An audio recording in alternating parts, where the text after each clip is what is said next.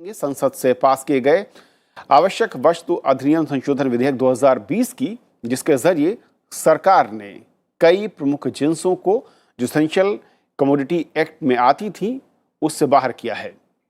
और इसका मकसद क्या है और इसका इम्पैक्ट क्या होगा, इसकी जरूरत क्यों पड़ी और अब कौन से ऐसे आइटम हैं जो कि उस लिस्ट में आते हैं और किन्हें इससे बाहर किया गया है, ये समझेंगे। और ओवरऑल इसका इम्पैक्ट कोरोना काल या उसके बाद में अलग अलग जो स्टेक होल्डर हैं उनके ऊपर क्या हो सकता है। हमारे साथ तीन खास मेहमान हैं। निधि खरे हैं, additional secretary, department of consumer affairs, government of India से। मैम, बहुत बहुत स्वागत है आपका। हमारे साथ डॉक्टर DK अग्रवाल साहब हैं, जो कि प्रेसिडेंट हैं PhD chamber of commerce industry, स्वागत है आपका। और अभिनव प्रकाश हमारे साथ हैं, असिस्टेंट प्रोफेसर हैं, यूनिवर्सिटी ऑफ दिल्ली। अभिनव, बहुत बहुत स्वागत है आपका। शुरुआत निधि जी मैं आपसे करना चाहूँगा कि हालांकि 5 जून 2020 को एक अध्यादेश सरकार लाई, उसके बाद अब उसे कानून के जरिए संसद से उस पर मुहर लगी है। क्या वो लिस्ट है जिसमें बदलाव किया गया है और कौन कौन से जिन्स या पदार्थ हैं जिनको अब इस एसेंशियल आइटम की कैटेगरी से मैं कहूँ बाहर किया गया है और उसके पीछे की वजह? इसके पीछे हमें जाना होगा अपने इतिहास में। भारत जब स्वतंत्र हुआ तो उस समय हमारी जो डिमांड और सप्लाई गैप था वो बहुत अधिक था। तो वस्तुतः जो खाद्य वस्तुएं थी वो बहुत कम हुआ करती थी, और जिसके कारण कालाबाजारी, जमाखोरी, मुनाफाखोरी, इस तरह की तमाम प्रैक्टिसेस थी। ऐसे में अपने नागरिकों को खाद्य सामग्रियां उपलब्ध कराना ये सरकार की सबसे बड़ी प्राथमिकता थी। और इसीलिए उस परिस्थिति को देखते हुए आवश्यक वस्तु अधिनियम का जो कानून है 1955 में उसे लाया गया।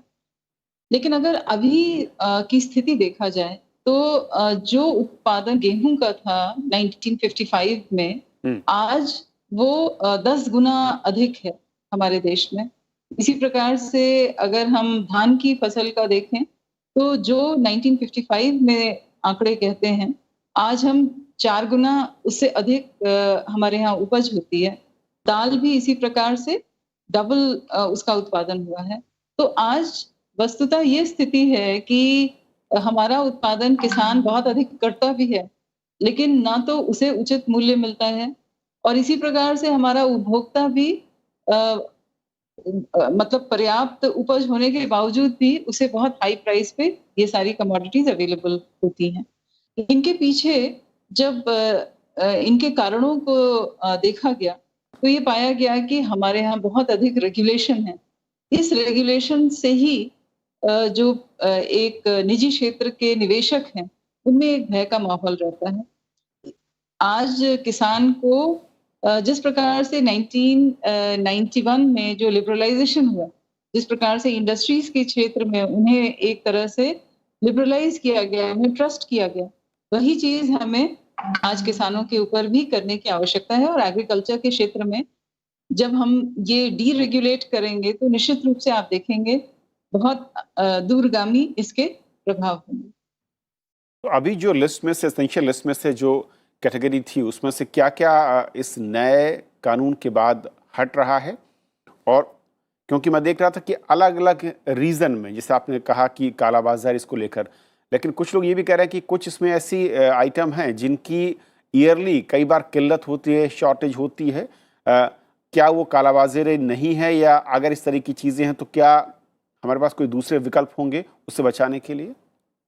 देखिए, एक जो कालाबाजारी, मुनाफाखोरी, इनको सबको रोकने के लिए ऑलरेडी एक कानून है, उसमें किसी प्रकार का कोई छेड़छाड़ नहीं है। तो आज भी अगर कोई मान लीजिए राशन का जो वितरण होता है, उसमें जो खाद्यान्न है उसको उठा करके कोई फ्री मार्केट में उसको बेचता है, या वो जमा करता है सिर्फ इसलिए कि जो गरीब लोगों का जो खाद्यान्न है उसको लेकर के वो कहीं और जाता है, उसके ऊपर निश्चित रूप से जो कानूनी प्रावधान है वो लगेंगे। उनमें किसी प्रकार का छेड़छाड़ नहीं है। यहाँ मात्र ये सुनिश्चित किया गया है कि अब सरकार उन्हीं 4 कारणों से स्टॉक लिमिट की व्यवस्था लागू करेगी, जबकि या तो कोई वॉर की सिचुएशन हो, किसी प्रकार का कोई अकाल हो, किसी प्रकार की ऐसी natural calamity of very grave nature हो, या फिर एक्सट्रीम प्राइस राइज। और एक्सट्रीम प्राइस राइज को भी हमने बेहतर तरीके से परिभाषित किया है। पूर्व में जब ये कानून लगाया जाता था, तो अक्सर हाँ बहुत ही आर्बिट्ररी तरीके से लगाया जाता था। कभी-कभी व्यापारियों को बहुत इस बारे में कष्ट होता था कि राजनीतिक रूप से या दूसरे वैमनस्य के कारणों से उनके गोदामों पे छापा मारा जाता था और स्टॉक लिमिट के बहाने चीज़ों को ज़ब्त करके उन्हें ऑक्शन कर दिया जाता था। तो इन सब चीज़ों को एक निराशा और भय का माहौल था।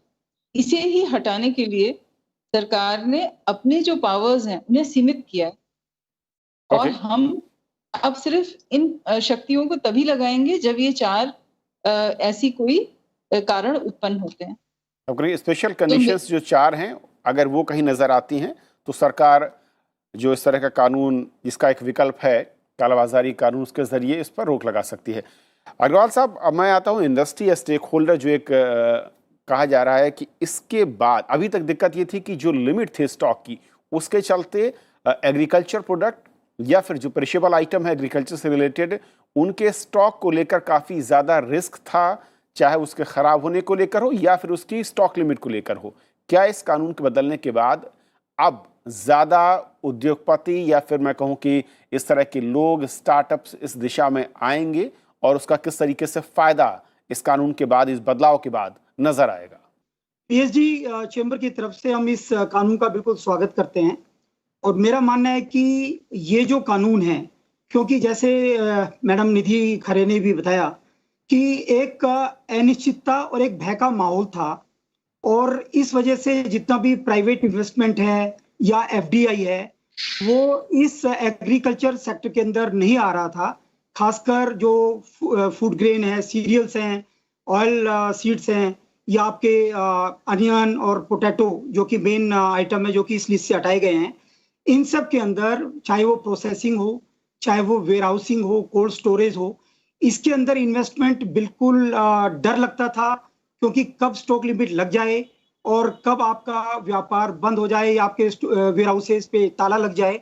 तो ये जो एक अनिश्चितता कि कब ये स्टॉक लिमिट आ सकती है और एक भय का जो माहौल था, कब आप जैसा कि आपने कहा कि एक्सट्रेनियस रीजन की वजह से, कोई पॉलिटिकल उसकी वजह से आपके ऊपर कोई एक्शन हो जाए, तो इस वजह से हमने देखा है कि हमारे यहाँ पर वेयर हाउसिंग सेक्टर के अंदर पर्टिकुलरली एग्रीकल्चर के लिए बहुत कम इन्वेस्टमेंट आया था। पूरे 2000 से लेके 2020 तक फूड प्रोसेसिंग में भी सिर्फ $10 बिलियन का इन्वेस्टमेंट आया था और जहां तक कि हम संभावनाओं की बात करें, एग्रीकल्चर सेक्टर के अंदर बहुत ही अपार संभावनाएं हैं और इस एक्ट के पास होने के बाद मेरा मानना है कि बहुत सारा इन्वेस्टमेंट इस सेक्टर में आएगा और मैं बताना चाहूंगा कि आज जो एफसीआई के गोडाउन्स हैं उनमें लगभग 75 मिलियन टन का फूड ग्रेन स्टोर्ड है और जो नॉर्म्स है उसके हिसाब से, अगर 1 जनवरी की मैं बात कर रहा हूँ, ये 1 जनवरी का डेटा है, उसके हिसाब से लगभग 21.2 मिलियन टन की रिक्वायरमेंट है एज पर द नॉर्म्स, जो एक बफर स्टॉक हम रखते हैं। तो लगभग आप समझिएगा कि 3 से 4 गुना स्टॉक हमारे एफसीआई के गोडाउन में है। आप देखिए ये जो स्टॉक है इसकी कैरिंग कॉस्ट कितनी ज्यादा है, इसकी इंटरेस्ट कॉस्ट कितनी है, कितनी वेस्टेज हो रही है।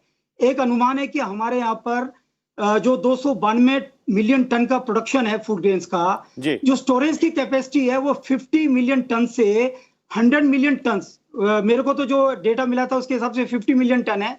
मैं फिर भी सब जगह की CWC, FCI सबकी कैपेसिटी भी अगर मिला लेता हूँ, 100 मिलियन टन से ज्यादा की हमारे पास स्टोरेज कैपेसिटी नहीं है। और वो क्यों नहीं है? क्योंकि ये कानून था, इसकी वजह से हमारे यहाँ कोई प्राइवेट इन्वेस्टमेंट नहीं आया, FDI नहीं आया। लेकिन अब ये कानून आ गया है तो आप मान के चलिएगा कि बहुत सारा स्टोरेज कैपेसिटी क्रिएट होने वाली है, कोल्ड स्टोरेज की कैपेसिटी क्रिएट होगी, फूड प्रोसेसिंग की जो यूनिट्स हैं वो जहां पर प्रोडक्शन है वहां पर लगेंगी और ओवरऑल एक इकोसिस्टम क्रिएट होगा जिससे कि फार्मर को बेनिफिट होगा, कंज्यूमर को बेनिफिट होगा, प्रोसेसर्स को बेनिफिट होगा। जो हम आज एक्सपोर्ट कर रहे हैं लगभग 38 मिलियन टन से 40 मिलियन टन का, वो एक्सपोर्ट जो हम एक टारगेट है 60 मिलियन टन का बाई 2022 तक, मेरा मानना है कि हम वो टारगेट भी अचीव कर पाएंगे इस कानून के आने के बाद। इस कानून का बहुत बड़ा बेनिफिट होने वाला है। मेरे को अभी तक समझ भी नहीं आ रहा कि लोग इसको क्यों अपोज कर रहे हैं। या तो उन्होंने कानून को पढ़ा नहीं है, क्योंकि जितनी भी वो बातें कर रहे हैं ऐसा कोई डर, सारे प्रोविजंस इसके अंदर है। अगर कल को कोई प्राइसेस 50% से ज्यादा खाद्यान्न में बढ़ जाते हैं तो आप इसको वापस ला सकते हैं। अगर 100% पेरिशेबल में अगर रेट्स बढ़ जाते हैं तो आप ला सकते हैं। अगर कोई ड्रॉट सिचुएशन है, कोई नेचुरल कैलेमिटीज है, तो आप इसको ला सकते हैं। तो मेरे हिसाब से कहीं डरने की बात नहीं है, बल्कि ये एक बहुत ही अच्छा कदम है। जैसे मैडम ने कहा, 1991 के बाद जो ग्लोबलाइजेशन और लिबरलाइजेशन हुआ इंडस्ट्री के अंदर, सर्विस इंडस्ट्री के अंदर, ऐसे ही ये एग्रीकल्चर सेक्टर के लिए एक बहुत बड़ा रिफॉर्म है। और ये एक्ट और साथ में जो 2 एक्ट और हैं, जो 2 बिल और आए हैं, ये तीनों मिल के एक एग्री सेक्टर के लिए मैं बोलूंगा गेम चेंजर साबित होंगे। Okay sir.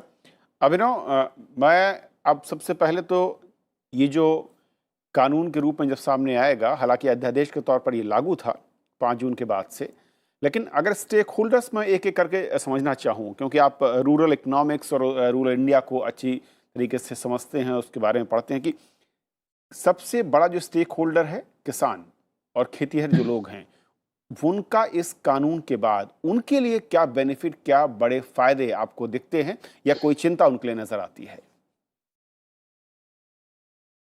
जी कविंद्र जी, देखिए जैसे कि पहले बताया गया है कि ये जो एक्ट था, ये इसका जो रूट जाता है वो आता है डिफेंस ऑफ इंडिया एक्ट में 1939 में, जब वर्ल्ड वॉर 2 चल रहा था। तो उस समय शॉर्टेज थी, फूड ग्रेन की प्रोडक्शन कैपेसिटी की शॉर्टेज थी। तो उस समय ब्रिटिश सरकार द्वारा ये कानून बनाया गया था। फिर इसको 1946 में फिर से मॉडिफाई करके अडॉप्ट किया गया। फिर 1955 में ये एसेंशियल कमोडिटीज एक्ट के रूप में लागू होता है। उस समय हालत ये थी कि इंडिया एक शॉर्टेज इकोनॉमी थी, खासतौर पे फूड ग्रेन्स का जो एग्रीकल्चर का जो मार्केट था वो बहुत ही अंडर डेवलप था।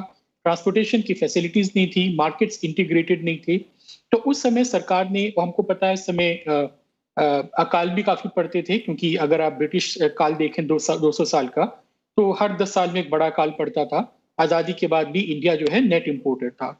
तो उस समय इस कानून की हो सकता है कोई इंपॉर्टेंस रही हो, रिक्वायरमेंट रही हो। लेकिन अगर हम आज की तारीख में देखते हैं कि जैसा कि ये बिल खुद कहता है कि इंडिया अब सेल्फ सफिशिएंट है एग्रीकल्चरल प्रोडक्ट्स में, लेकिन इस तरह के कानूनों के कारण जो हमारा किसान है वो बेनिफिट नहीं ले पा रहा है अच्छी प्राइस का, अच्छी कीमत का अपने उत्पाद के लिए। देखिए भारत की जो फूड पॉलिसी रही है आजादी के बाद से, उसके 3 पिलर्स रहे हैं। एक तो कि जो आपके कंज्यूमर को कम दाम पे अनाज मिले, एग्रीकल्चरल प्रोडक्ट्स मिले। दूसरा, आपके किसान को उसके उत्पाद की सही कीमत मिले। और तीसरा है कि फूड सिक्योरिटी देश में रहे। ये तीनों ही जो आपके ऑब्जेक्टिव्स हैं वो कॉन्ट्राडिक्टरी हैं। आप एक को अचीव करेंगे तो बाकी को अचीव नहीं कर पाएंगे। अगर आप कंज्यूमर्स को कम दामों पे एग्रीकल्चरल उत्पाद पहुंचाने की कोशिश करेंगे तो आपके किसान को उसके दाम की सही कीमत नहीं मिल पाएगी।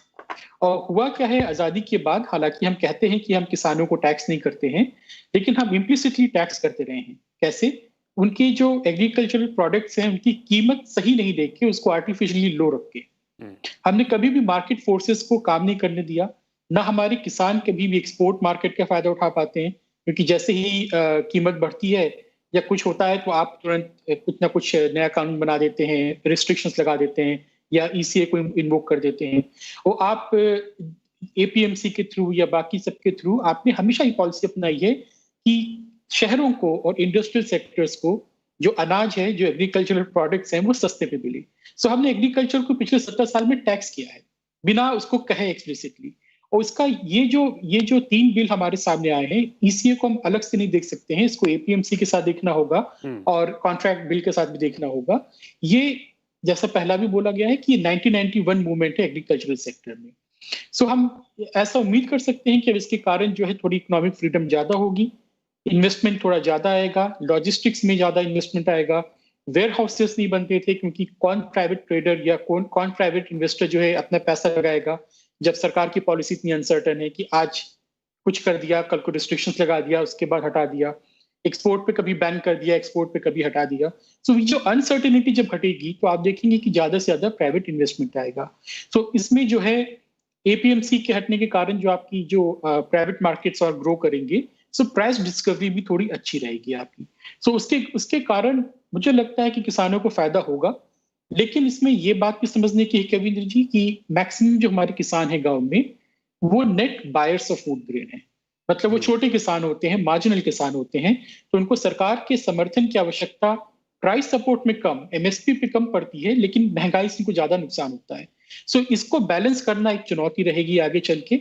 ये कैसे इंप्लीमेंट होगा, ये राज्यों पे बहुत डिपेंड करेगा, और केंद्र और राज्य के जो तालमेल होगा, जो कोऑर्डिनेशन होगा, उसको हमको देखना होगा। बिल्कुल, बहुत महत्वपूर्ण बात कही अभिनव आपने। और रिधि जी, मैं इसी पर आना चाह रहा था कि जो बैलेंसिंग एक्ट है, क्योंकि एक तरफ हम जब इस तरह के कानून को अमल में लाते हैं तो मकसद किसान को सही उसकी उपज का दाम मिले, ये भी तय करना है, और ये सरकार का एजेंडा है, फोकस है। दूसरा, कंज्यूमर को रीजनेबल प्राइस पर वो प्रोडक्ट मिलता रहे, ये दूसरा बड़ा चैलेंज है। और तीसरा कि उस सेक्टर में अगर फेयर प्राइसिंग नहीं होती है और ओपन मार्केट के थ्रू मैं कहूँ कि प्राइसिंग तय नहीं होती है, तो शायद वो इन्वेस्टर या प्राइवेट सेक्टर अट्रैक्ट नहीं होगा। ये बैलेंसिंग कैसे मुमकिन दिखता है, कितना बड़ा चैलेंज आपकी नज़र में?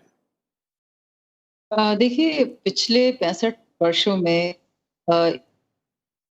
इस तरह का बहुत ही ये कड़क कानून था, जिसके कारण एग्रीकल्चर सेक्टर में ना ही बेहतर प्रौद्योगिकी, बेहतर टेक्नोलॉजी, बेहतर प्रोडक्टिविटी, इन सब क्षेत्रों में जिस प्रकार का काम होना चाहिए, वो इसलिए नहीं हो पाया क्योंकि जो निवेशक थे, जो किसान नहीं थे, उनको हमेशा ही ये भय लगता था कि पता नहीं कब किस माहौल में, यानी अगर अच्छा भी किया तो भी वो फंस सकते हैं, अगर खराब किया तो जमाखोरी के नाम पर कोई भी इस तरह का एक्ट लगा सकता था। अब चूंकि वैल्यू चेन के जितने भी धारक हैं, चाहे वो स्टोरेज के हों, चाहे वो उसको वैल्यू ऐड करके कुछ और बना करके बेचने वाले हों, यानी प्रोसेसर्स हों, इन सभी को उस स्टॉक लिमिट से बाहर किया गया है।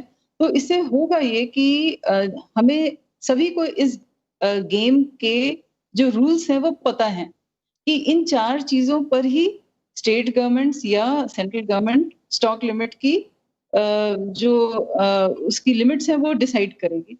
ओके। हमारे प्राइस मॉनिटरिंग सेंटर्स हैं, लगभग देश में इस समय 114 ऐसे सेंटर्स हैं जो खुदरा मूल्य और जो रिटेल और होलसेलर दोनों प्रतिदिन देते हैं। ये जो केंद्र हैं, ये बेसिकली स्टेट गवर्नमेंट में ही फूड डिपार्टमेंट्स के साथ हैं। केंद्र सरकार उनको राशि भी देती है, उनको सपोर्ट करती है, और ये केंद्र सरकार और राज्य सरकार दोनों मिल करके किसी कमोडिटी को, उसका जो प्राइस ट्रेंड है, उसको बहुत आसानी से देख सकती हैं। और चूंकि ये बताया गया कि किस तरह से पेरिशेबल के लिए क्या मापदंड होगा और नॉन पेरिशेबल के लिए क्या मापदंड होगा, तो इवन सबसे बड़ी क्या बात है कि अब जो प्राइवेट ट्रेडर्स भी हैं या जो लोग भी निवेशक हैं, वो भी उनके हित में होगा कि स्टॉक लिमिट नहीं लगे। इसका अर्थ है कि वो भी चाहेंगे कि बाजार जो कंज्यूमर के लिए है, वो इस प्रकार से तीव्र प्राइस राइज नहीं देखे कि सरकार को इसमें स्टॉक लिमिट लगाना पड़े। अग्रवाल साहब, 2 पॉइंट, एक तो ये कि इसके बाद जो फूड सेफ्टी और सिक्योरिटी का जिम्मा, जो ज़रूरत कंट्री की नीड है, उसके लिए क्या जो प्राइवेट इन्वेस्टर या प्राइवेट जो कंपनियां या फिर उद्योग जगत से लोग आएंगे, वो उसका ख्याल रखेंगे? क्योंकि सिर्फ मुनाफा फोकस नहीं हो सकता जब हम फूड सिक्योरिटी और इन सब की बात कर रहे हैं। मैं सबसे पहले जो एक पहला क्वेश्चन आपने मेरे कुलीग से पूछा था, मैं उसके बारे में थोड़ा बताना चाहूंगा जी। जहां तक आपने कहा था कि जो कंज्यूमर और प्रोड्यूसर, उन दोनों का कैसे बैलेंसिंग करें, उसके बारे में मैं ये कहना चाहूंगा कि अगर वेस्टेज आज जो बिकॉज हमारे पास स्टोरेज फैसिलिटी नहीं है और कोल्ड स्टोरेज की बहुत कमी है, उसकी वजह से पूरे हमारे जो देश है उसको लगभग 50,000 करोड़ का नुकसान हो रहा है। ये 50,000 करोड़ का अगर नुकसान बचता है, इसका फायदा किसको मिलेगा? इसका फायदा फार्मर्स को भी मिलेगा, क्योंकि अगर कोई आपकी कोई वेस्टेज हो रही है तो कहीं ना कहीं फार्मर्स को लॉस हो रहा है। अगर वो लॉस उसको पड़ता है तो उसकी कॉस्ट ऑफ प्रोडक्शन बढ़ रही है और कंज्यूमर को भी उसका कहीं ना कहीं इम्पैक्ट पास ऑन हो रहा है। तो वेस्टेज अगर कम होती है तो ये कंज्यूमर को भी बेनिफिट होगा और प्रोड्यूसर को भी बेनिफिट होगा, पहली चीज। दूसरा, जो एक नया एक्ट जो दूसरा बिल आया, जो farmers produce trade and commerce वाला जो एक्ट है, जो दूसरा है, जिसके अंदर फार्मर्स को ये आजादी दी गई है कि वो अपना माल कहीं भी बेच सकता है, किसी को भी बेचता है, किसी टाइम भी बेच सकता है। ना टाइम की लिमिटेशन है, आप सैटरडे हो संडे हो तब भी बेच सकते हैं। आप किसी भी स्टेट में बेच सकते हैं, स्टेट के अंदर बेच सकते हैं, और आप किसी को भी बेच सकते हैं। आप डायरेक्ट जो बायर है, डायरेक्ट कंज्यूमर है, उसको भी बेच सकते हैं। आपको मंडी में बेचना जरूरी नहीं है। तो आई थिंक ये एक ऐसा प्रोविजन है जिसकी वजह से एक फेयर प्राइस, अभी तक जो फेयर प्राइस नहीं मिलता था, जैसे निधि मैम ने भी बोला कि अभी जो प्राइस का जो कंज्यूमर प्राइस पे करता है और जो फार्मर को प्राइस मिलता है, उसके अंदर गैप बहुत ज्यादा है। कई बार तो इतना हुआ है कि 100% से भी ज्यादा उसका गैप होता है। तो ये गैप क्यों है? कहीं ना कहीं मिडिलमैन, कहीं ना कहीं फार्मर्स को राइट प्राइस नहीं मिल रहा, कहीं ना कहीं जो बीच के प्लेयर्स है वो अपना मुनाफा इतना ज्यादा कमा रहे हैं, या कहीं सिस्टम में इनएफिशिएंसी है। जब ये इनएफिशिएंसी नहीं रहेगी, जब ये मिडिलमैन का मार्जिन एक जस्टिफाइड मार्जिन हो जाएगा, क्योंकि अब कंपटीशन क्रिएट हो गया एपीएमसी मंडीज, और आपका चूंकि अब आपको एपीएमसी मंडी के थ्रू भी बेच सकते हैं और आप बाहर से भी बेच सकते हैं, तो आपस में एक बहुत हेल्दी कंपटीशन क्रिएट हो जाएगा। तो उसकी वजह से फार्मर को भी और कंज्यूमर को भी, दोनों को बेनिफिट होने वाला है। ओके, जहां तक आपका जो, हाँ जी, मैं लौटता हूँ अग्रवाल साहब। अभिनव की एक और जो महत्वपूर्ण बात कही जाती है जब भी इस तरह के कोई कानून या फिर रिफॉर्म्स की बात आती है, फूड सिक्योरिटी की, उसका मसला क्या, उस पर इससे आंच तो नहीं आएगी, इसे कैसे आप देखते हैं? और इन तर्कों में कितना दम या बेदम दिखते हैं जब ये कहा जाता है कि इस तरह के ओपन मार्केट या फिर इस तरीके से रिफॉर्म्स के जरिए उस पर कहीं कोई आंच आ सकती है? जी देखिए, अगर हम ईसीए की बात करें तो 2019 में करीब 76,000 रेट्स पड़ी थी इसके अंदर। उसमें कन्विक्शन रेट केवल 3 से 4% ही मैक्सिमम था, और उसकी प्राइस वॉलिटिलिटी पे कोई असर पड़ता नहीं। सारा डेटा दिखाता है कि ईसीए के कारण, इस तरह के कानून के कारण प्राइस वॉलिटिलिटी तो और ज्यादा बढ़ जाती है, कीमतों का ऊपर नीचे होना, क्योंकि मार्केट में अनसर्टेनिटी इतनी होती है। सो मुझे नहीं लगता है कि इनको हटाने से फूड सिक्योरिटी पे कोई असर पड़ेगा। लेकिन जहां तक प्राइसेस की बात है, तो हमारे देश में लॉजिस्टिक कॉस्ट बहुत हाई है। ये सिर्फ एग्रीकल्चर का नहीं है, ये पूरी इंडस्ट्री का भी देखें, मैन्युफैक्चरिंग का भी देखें। इंडिया की जो लॉजिस्टिक कॉस्ट हैं वो एशिया में सबसे हाई हैं, और अपने आसपास के रीजन में भी काफी हाई हैं। अगर हम उनको कम करें, जैसे वेयर हाउसिंग बनाने की बात है, एक प्रॉपर इंफ्रास्ट्रक्चर की बात है, बेटर यूज ऑफ टेक्नोलॉजी की बात है, जैसे हमारे स्टार्टअप ने पूरा बैंकिंग सेक्टर, फाइनेंशियल सेक्टर को डिस्टर्ब कर दिया है, बाकी सेक्टर को चेंज कर दिया है, वैसे एग्रीकल्चर में क्यों नहीं हो सकता है? सो हमें वहां पे फोकस करने की आवश्यकता है, ताकि जो गैप है फार्म टू टेबल का वो थोड़ा कम हो जाए। और ओवरऑल फूड सिक्योरिटी की जो बात है, वो तो देखिए आपको इरिगेशन में इन्वेस्ट करना पड़ेगा, बेटर प्रोडक्टिविटी लानी पड़ेगी, उसके कारण होता है। फूड सिक्योरिटी अल्टीमेटली आपका है कि उसके दो एस्पेक्ट होते हैं कि प्रोडक्शन कितना हो रहा है और लोगों की परचेजिंग पावर कितनी है। सो इसको हटाने से उस पर कुछ ओवरऑल फूड सिक्योरिटी पे कोई असर पड़ने वाला है वैसा मैं नहीं मानता, लेकिन इसके फायदे काफी होने वाले हैं। हालांकि इसमें काफी कंसर्न अभी भी बाकी हैं, कि आपने कहा है कि जो पूरी वैल्यू चेन है एग्रीकल्चर की, उसमें आपने हर जगह से स्टॉक लिमिट हटा दी, लेकिन आपने कहीं पे क्लियर नहीं किया इस बात को कि जो प्रोसेसर है, आपने उसमें ये भी कह दिया है कि वो अपनी प्रोसेसिंग कैपेसिटी से ज्यादा स्टॉक नहीं रख सकता, अभी भी ये बचा हुआ है। और उसको कहीं डिफाइन नहीं किया है कि वो मंथली है, एनुअल है, कि क्या है। तो अपने बहुत सारे लूप होल्स अभी भी इसमें ईसीए में अभी भी हैं, जिसको आगे आके करके आयरन आउट करना होगा। क्योंकि देखिए, जब तक अनसर्टेनिटी रहती है तब तक जो है कोई भी प्राइवेट इन्वेस्टर कभी इन्वेस्ट नहीं करेगा। और दूसरी बात यहाँ पे ये आती है कि ये जो आपका किसानों का जो मुद्दा आता है, जो छोटे किसानों का मुद्दा आता है, उनको प्रोटेक्ट करने के लिए बोथ एज अ कंज्यूमर, क्योंकि छोटे किसान अल्टीमेटली कंज्यूमर हैं। बिल्कुल। गांव में आपकी बहुत बड़ी आबादी जो होती है वो भूमिहीन किसान होती है, भूमिहीन जो लेबरर्स होते हैं। उनके लिए आपके जो पब्लिक डिस्ट्रीब्यूशन सिस्टम है, जैसे एफसीआई में बहुत सारा आपने बताया कि अनाज पड़ा हुआ है, एक्सेस लिमिट है, सो उसको भी स्ट्रेंथन करने की आवश्यकता है, ताकि इसके जो कुछ नेगेटिव इम्पैक्ट हो भी सकते हैं तो उसको हमारा सिस्टम जो है हैंडल कर ले। सो हमारे पास प्रोविजंस हैं इसके लिए। पीडीएस है, 2014-15 में प्राइस स्टेबलाइजेशन फंड क्रिएट किया गया था स्ट्रेटेजिक बफर स्टॉक बनाने के लिए, ताकि प्राइसेस की वॉलेटिलिटी को कम किया जाए। तो उन सबको और स्ट्रेंथन करने की आवश्यकता है। तो मुझे नहीं लगता है कि फूड सिक्योरिटी पे इसको हटाने से कोई फर्क पड़ने वाला है। ओके, निधि जी, आखिर में आपसे दो पॉइंट मैं समझना चाहूँगा, जिसका जिक्र अभिनव ने भी किया और अग्रवाल साहब ने भी। पहला ये कि ओवरऑल जब हम क्लैरिटी की, ट्रांसपेरेंसी की बात कर रहे हैं, अभिनव कह रहे हैं कि अभी भी जो प्रोसेसिंग यूनिट लगाएगा उसके पास जो लिमिट है वो इसमें वेव ऑफ है या वहाँ पर भी कुछ अभी है, ईयरली, मंथली या क्वार्टरली? और दूसरा ये जो फूड सिक्योरिटी की बात आती है कि जो रूरल इंडिया है उसमें जो लेबर क्लास है या छोटे किसान हैं वो कंज्यूमर भी है, उनकी सुरक्षा या उस महंगाई की मार से वो बचे रहें अगर ये ओपन मार्केट के थ्रू सामने आ रहा है, इसके लिए किस तरीके से कदमों की ज़रूरत और या फिर उनको इम्प्लीमेंट सरकार राज्यों के साथ मिलकर करना चाहेगी? देखिए, मैं 2-3 इसको सेक्टर्स में जो हुए अच्छे प्रयोग हैं, उनको मैं बताना चाहूँगी कि किस प्रकार से यही कानून जो है, वो हमने दूध के क्षेत्र में नहीं लगाया। ये कानून हमने पोल्ट्री, एग और फिश के क्षेत्र में नहीं लगाया। आज ये स्थिति है कि पूरे मार्केट पे फार्मर और फार्मर के फेडरेशन के द्वारा एक पकड़ है। तो इन चीज़ों की जो सही और उचित उनको जो प्राइस है, वो उन्हें मिलती है। साथ ही साथ उनका निवेश भी इन सेक्टर्स में बहुत अधिक बढ़ा है। तो आज आप ये देख सकते हैं कि किस तरह से आंध्र प्रदेश से मछली जो है वो बिल्कुल ही ताज़ी तरीके से वो दिल्ली पहुँचती है।